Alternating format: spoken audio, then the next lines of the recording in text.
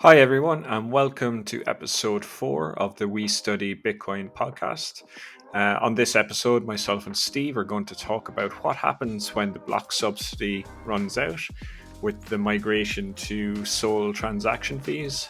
We talk a bit about when we think this might happen and the effects this will have on the Bitcoin network. Thanks for listening. Give us a follow on Twitter and drop us any comments. Good evening, Steve. How's it going? Very good, Mike, and yourself? Yeah, not too bad now. Just a quick update on how many sats we can get for a euro. We're just under 5,000 this evening, so the price is just Just around below. 20,000 euro, just below it.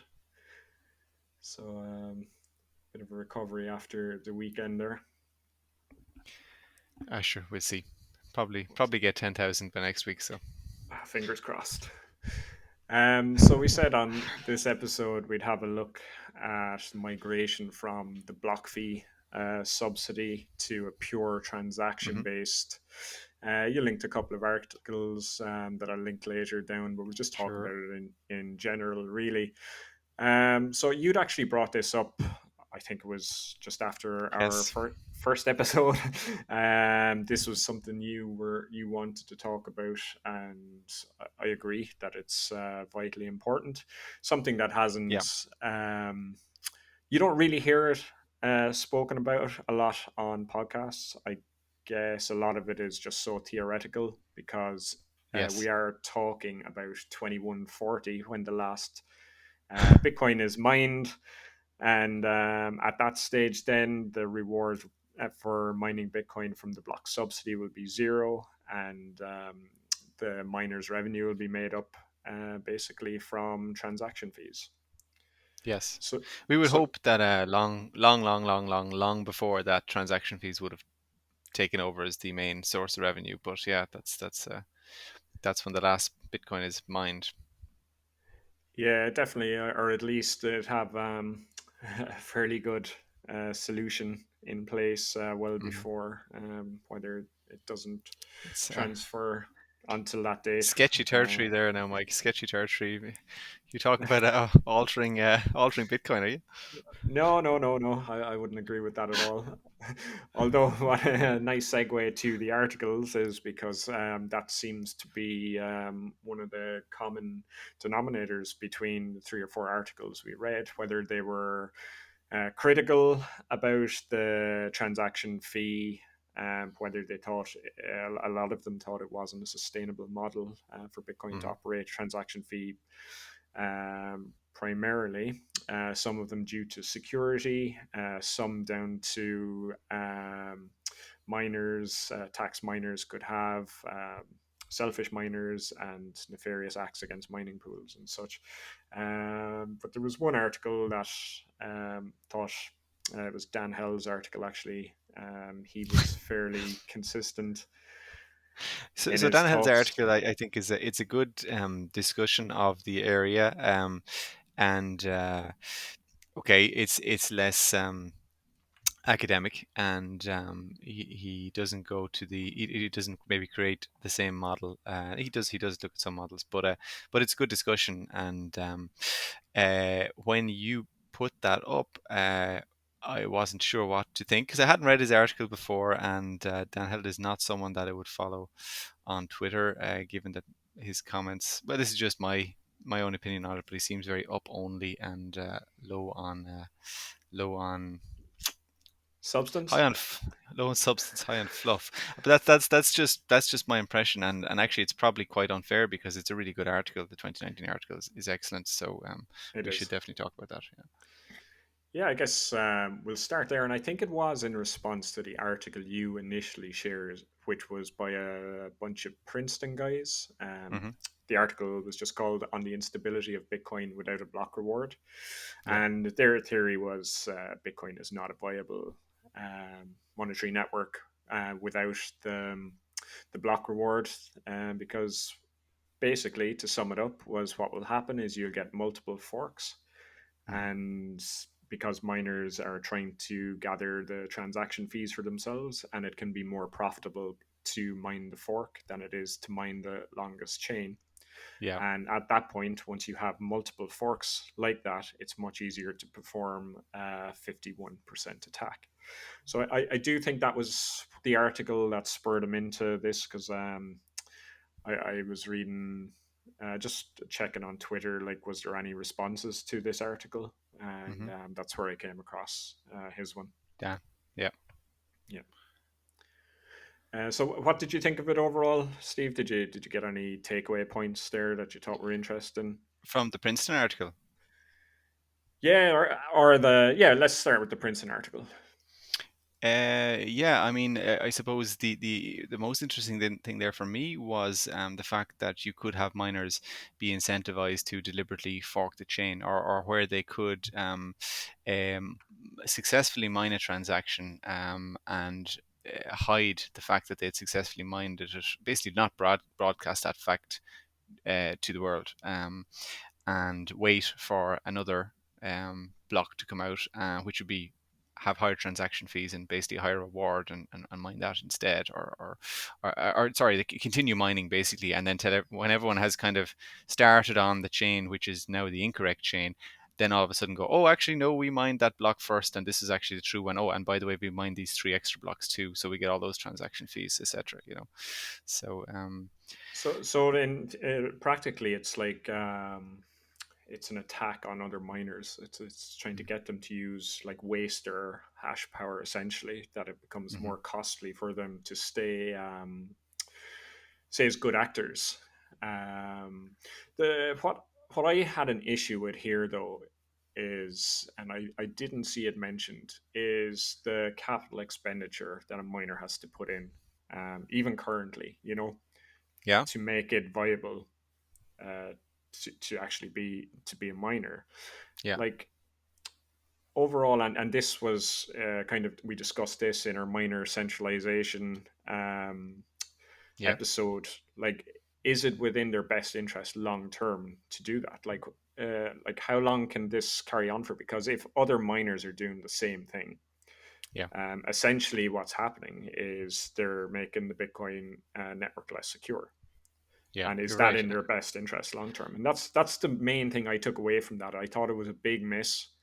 And I think you're 100% right, because I mean, the end of the day, the only reason the Bitcoin network has value is because there's trust, and that you know what's going to happen. And if the trust breaks down in that, well, you're not going to get that, and Bitcoin falls in value. I mean, you're shooting yourself in the foot. yeah, I just couldn't figure out, like, how long this attack was viable for. Hmm. Like, it was, it, as they mentioned, just a small miner doing it, Hmm. taking their transaction fees, Hmm. and running, like. But you still need that massive capex input.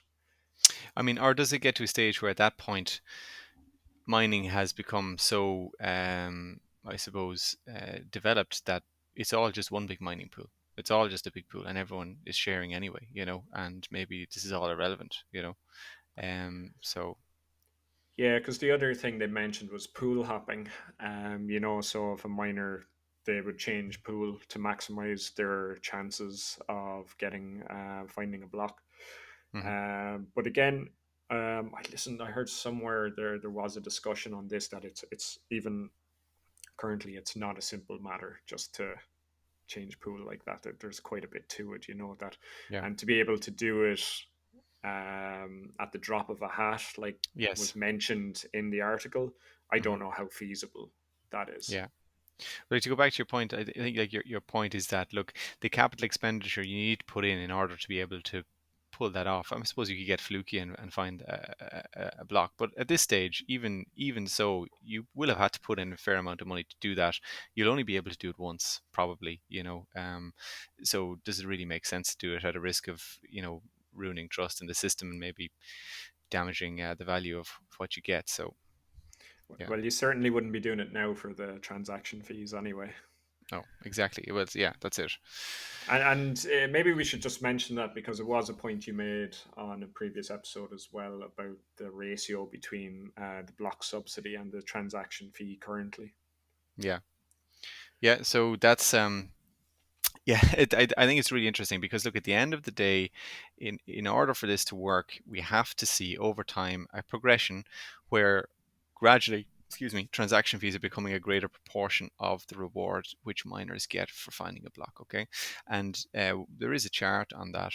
It's stats.buybitcoinworldwide.com.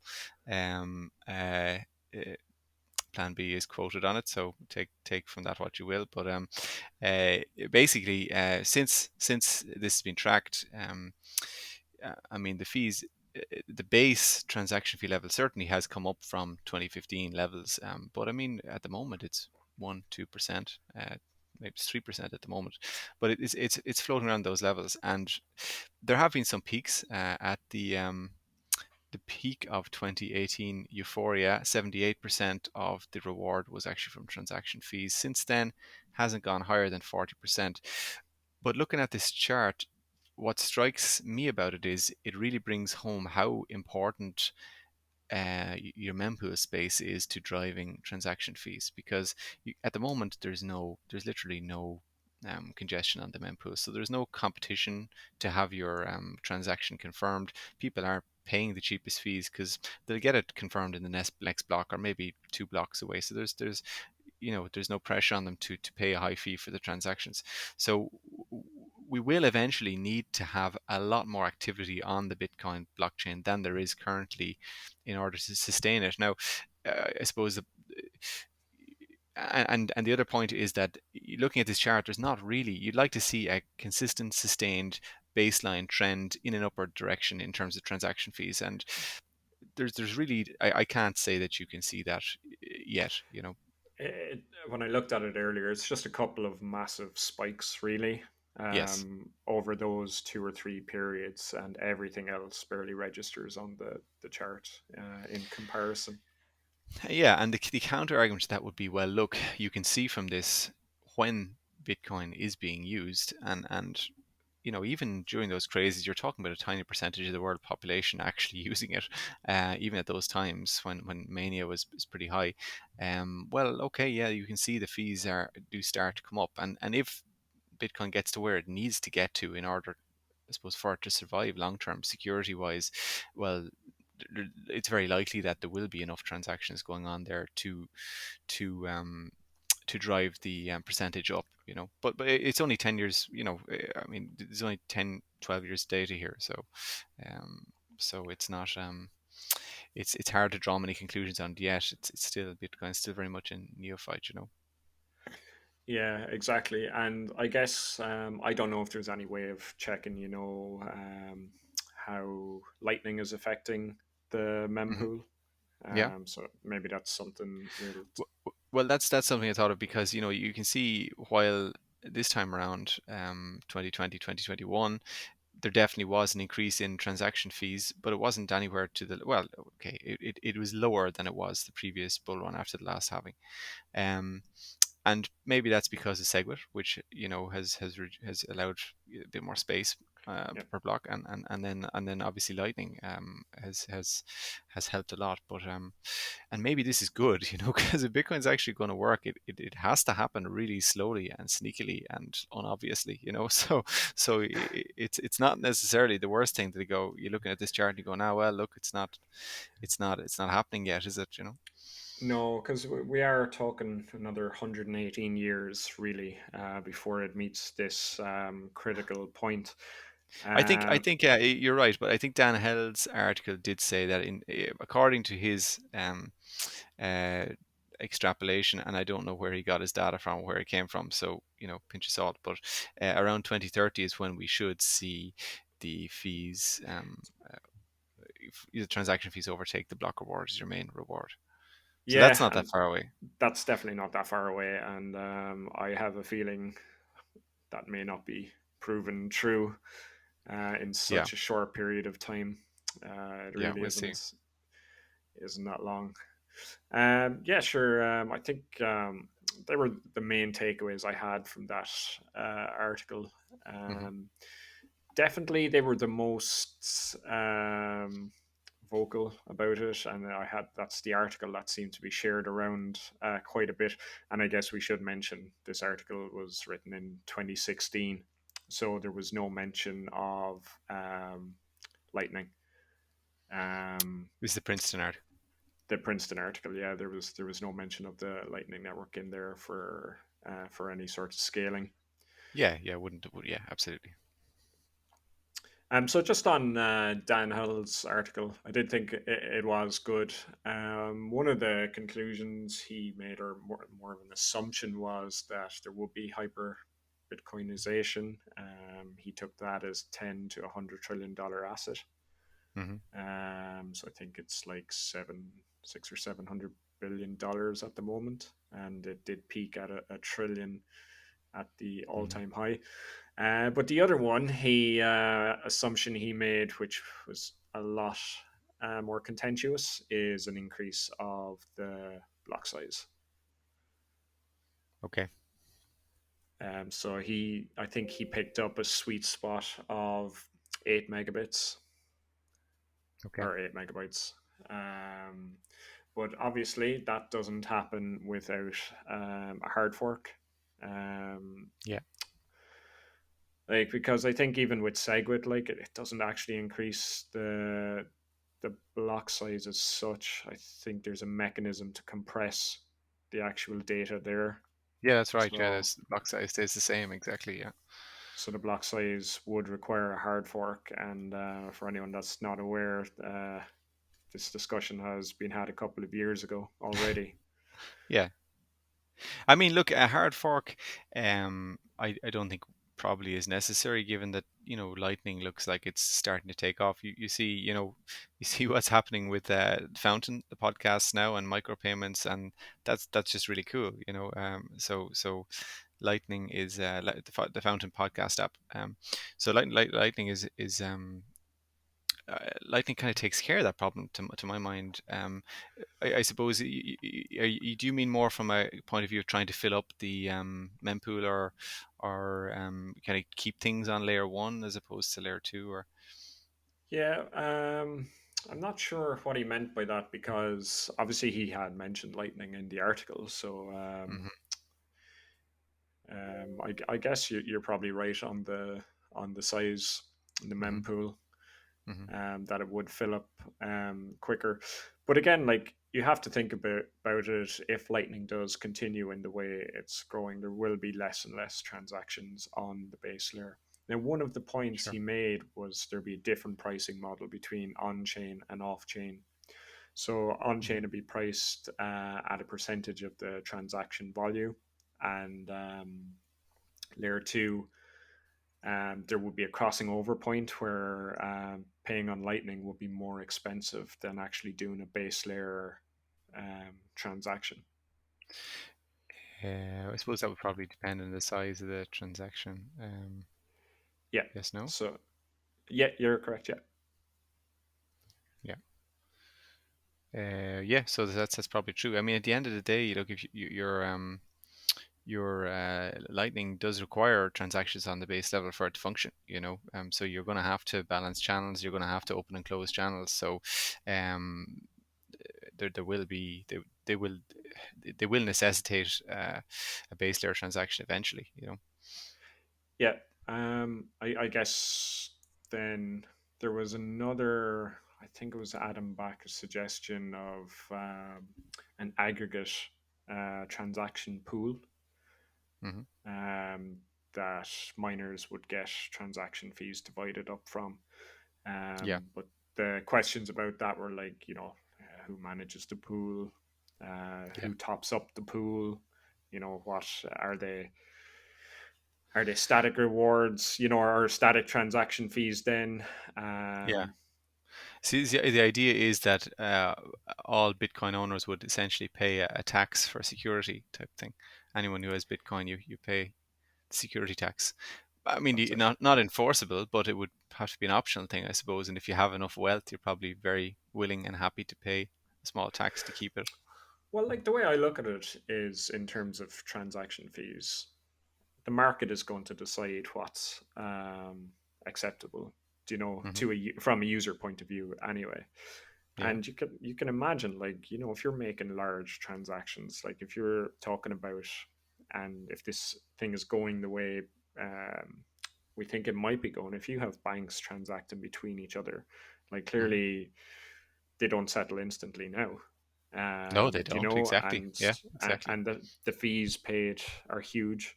Do you know Yeah. if you're making international transfers of Yes. the Well, fees are large anyway. let's say you want to transfer 300 million in gold. How long is that going to take to settle?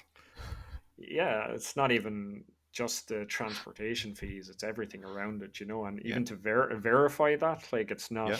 your average Joe that's going to No. be able to verify it.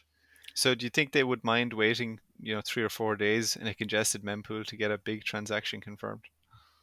I don't think they'd have any problem, and I think they'd pay high fees to get it up there Yeah. quicker if needed. And the other thing, you've got the added security. Then you could say how many confirmations you want. You Hmm. know, Hmm. you could ask for 6 or 7 confirmations Hmm. Yeah. just from Absolutely. the security side of it. Yeah. I think you're Is there, right. You know. is there anything else in his article? Um, Yeah. it was quite a good rebuttal, though. There Yeah, I think was. it's a good overall kind of summary. And he does cover most of the points and most. I mean, look, he does assume hyper Bitcoinization, but I think if I think this we is ever have to to be assume that yeah, if this is it's ever going to be a problem, you have to. Yeah. it's just like where you put those markers. Like, is it 10 to 100 trillion? Like that's a wide range, but Yeah, well, like it's either Bitcoin goes to zero or this, and there's no point in us talking about this, or that's what happens, and that's when it becomes an issue, or maybe not zero, but close to it. yeah. And like aside from price, like if you keep an eye on Twitter, just the amount of announcements, the services that are being offered, like Hmm. most weeks now, there's always something. It's like whereas 2 years ago these would have been huge announcements. Like there Yes, was one and where people don't notice it now. Deloitte and NYDIG Hmm. are offering Bitcoin to everybody. So it's not even just institutional investors. It seems to be just aimed at everybody. But Yeah, a couple of years ago, that would have been massive news. You know that absolutely. Yeah. any institution were getting involved in Bitcoin. Hmm. Um, I saw Visa have a Bitcoin card coming out now in the States. Visa themselves, as opposed to just Yeah, supporting some other Bitcoin card. yeah, Visa, yeah. Okay. So It just feels like in Europe we're like a million years behind everything, and we just can't get anything out here. we're still waiting on our full cards. Like never going to happen. So strike cards. I did think the strike card was going to happen, but I think that's a year behind now. I don't know if we'd ever see it. So. Yeah, it's just it seems to be regulation over here that everything Hmm. is stamped out first before it even try it. Yeah. Um, one of the other it was a video by a guy called Hazu. Just came with a Yeah. set of slides. He was looking at it from the security point Yes. of things in terms Mm-hmm. of after the block subsidy. Mm-hmm. So the way he looks at it is, there will be a hit to one of the core tenets of Bitcoin, whether it's going to be liquidity, scarcity, or Mm-hmm. decentralization. So, just a couple of things, like if you do increase the block size, you're going to lose decentralization because it's not as easy for everyone to run a node then. Sure. Because we're at what, just about 600 gigs, or maybe 400 if you're not running Umbrel and it's just Bitcoin Core. Mm-hmm. You're at 400 gigs now, but you add on 100 years of transactions. I know data storage will become cheaper and all, and there's still going to be infrastructure challenges to get that much data. Mm-hmm. Um, the other one is liquidity. Then, if the transactions drop because the network is less secure, Yeah. it's like a spiral at that stage where the network is less secure, there's less transactions, and it just continues on. And really, at that stage, you'd be wondering about the viability of it. Yeah. Yeah. Um, Absolutely.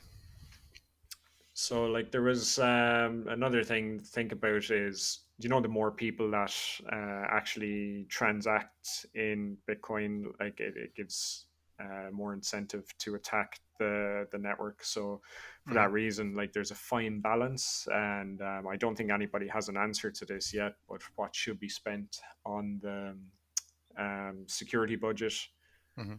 of Bitcoin? Because if it's too high, fees will be too high, and then Hmm. if it's too low, it'll just be profitable to attack. Yeah, yeah, yeah. Good points. It always bothers me a little bit. It's probably a totally stupid question, Mike. But we talk about decentralization with Bitcoin, and like obviously you can run a node, and we both run a node, and we have a decentralized copy of the ledger, and we can run the node because it's a low block size. Great, but in terms of security, really decentralization is it's all about the miners, And we already talked about that, and the concerns about the miners becoming centralized and so on, Um, and I wonder, how much more security does having thousands of decentralized nodes add? I mean, security really comes from the miners. Um, it does to a certain extent. So when everybody has a copy of the ledger, though, and those Hmm. miners publish the blocks, if you Hmm. have less nodes to actually verify that it is being added to the longest chain, Yeah. um, do you know the less decentralized nodes, the easier it is to spoof that. Do you know that you could Yeah. put out a chain there that's not. Um, Yeah. But I mean, no, yeah, you're right. I mean, the counter to that is nodes are cheap. Someone wants to go out and like roll up a couple of. I mean, there's not that many nodes around the world. I think it's less than 100,000. I don't actually know the number, but you know, yeah, I don't think anybody knows exactly um, how many nodes there are. I was yeah, checking earlier, and now there's 18,000 Lightning nodes. All okay. right. Maybe it's more than I thought. Either way, it's just an earwig eating in my head, but maybe I just need to So look at that. yeah, no, it definitely the more nodes, the better, the more secure the network is. But I was reading a couple of interesting things about attacks on nodes, Mm, like Eclipse attacks, which will okay. actually block the incoming and outgoing ports on your node. Hmm. So basically, I think you can have um, 10 incoming channels and two outgoing. But basically, the attacker will block that so you only see him, and they'll spoof a bunch of IP addresses, and he'll distribute his version of the chain then. And obviously, his Okay. goal is to take out as many nodes as possible. Mm. Thought that was quite Yeah, so I interesting. suppose that would be very difficult to do on Bitcoin, but probably take down BSV easy enough. I think you take that down from your single node. Yeah, yeah. Very good. Is there anything else, Steve? No, It's no, good I to thought be. that's a good summary of that article or that YouTube video. No, I mean like this whole transaction fee overtaking rewards. I mean, it boils down to we don't really know, and the market's probably going to take care of it, and I don't know. Like it's like I said to you before, either this Bitcoin isn't successful and this is not a problem, or Bitcoin is successful and because it's successful, we'll have to find a bloody way for it to work, because people have too much to lose for it not to work. So, um, yeah, it's interesting. I guess the main takeaway is it all comes down to the transaction volume, really. Hmm. That's what's going to drive it, and at least at that stage, then if you have the volume, you can have somewhat elastic fees. Yeah. Whereas if you don't have that transactional volume, Hmm. fees need to be extremely high. Yeah, and it's interesting. We would both come to kind of that conclusion when most of the articles we read came to the conclusion that Bitcoin needed to change. It needs to change, or it needs a fork, or whatever else. And I think that's partly because most of those articles are based on very strict assumptions. And I Yeah, think when you it take that out was of it, like there was things like just taking out the human factor of it, how a human decides to do something, where these hmm were very much simulations of like AI Mhm. and what AI would do in these with these scenarios. Mhm. Do you know there was a lot of constraints put on the um, on the experiments, Yes. on their theories, which I can see why they did it. Like it's very complex to Mhm. actually map that out, but at the same time, it makes it far less realistic than a real world scenario. Yeah. Yeah. No, absolutely. Yeah. Well, look, you have to start somewhere. So. Exactly. Very good, Steve. I think that probably covers everything we Mhm. have anyway. To add to Yeah. that, I'm sure there's some other great stuff out there that we didn't come Well, across or love get to it. hear about it if there is. Definitely. And I'll ask you, is there anything interesting you read this week? Yeah, there is, Mike, prepared for you today. Well, it's actually, I think I spoke to you briefly before we started. It is the slides. Like my man crush, as you know, is Preston Fish. I mention him on every episode. The slides that he did some slides for for a presentation he was doing to um, a bunch of people, and he had an interview with Peter McCormack a couple of days ago where he discussed the slides. The slides themselves are very good, and they're kind of looking at stocks and stocks adjusted based on M2 over the last couple of years, and looking at Bitcoin and comparisons, I suppose, of stock markets around the world. And the slides themselves are interesting, but I would encourage you to go watch him on YouTube talking to Peter McCormack and explaining his slides. It's just good viewing. Obviously it's scary if what he's talking about comes to pass. But I mean, if it does, well, we heard about Bitcoin early, and hopefully that'll steady the ship a little bit if it does. Yeah, I did see some of it, and it certainly is really like. Actually, what I read this week was Lynn Alden's June newsletter. What's it Yeah, called? Demand Destruction. public newsletter. So it is the public newsletter, yeah. Um, so basically went into details on the Japan, the Fed, and the ECB. Hmm. And her takeaway basically is the ECB and Japanese central bank are in checkmate. That there's nothing there's going to do. So I have spent a good bit of time the last week watching the Japanese 10-year bond Yeah. yields. So and 3 or 4 times when I've looked, they've been back above uh, the what is it 0.25 that they have it pegged to. It's Hmm. been, I think it was today, it was up at 0.43, Yeah. and obviously they're just they're still controlling it as much as they can. But I think this is the domino. Once that goes and they can't bring that bond yield down, that Europe is probably Yeah, we're next in a in line. precarious situation, and seeing what happened to the yen, it does not make me very comfortable about holding euros. But I mean, what choice? It's not easy to hold dollars. I mean, I suppose you could hold dollar stable coins. I don't really like to do that. So. Yeah. Um, but yeah, I'd highly recommend I go finish that Preston Pitch video, and definitely worth a read of Hmm. Lynn Alden's newsletter. Hmm. Stuff, Very good. Steve. Thanks for your time. Enjoy the rest of your week, and talk to you next week. Certainly will. Look forward to it. Thanks, Mike. Cheers.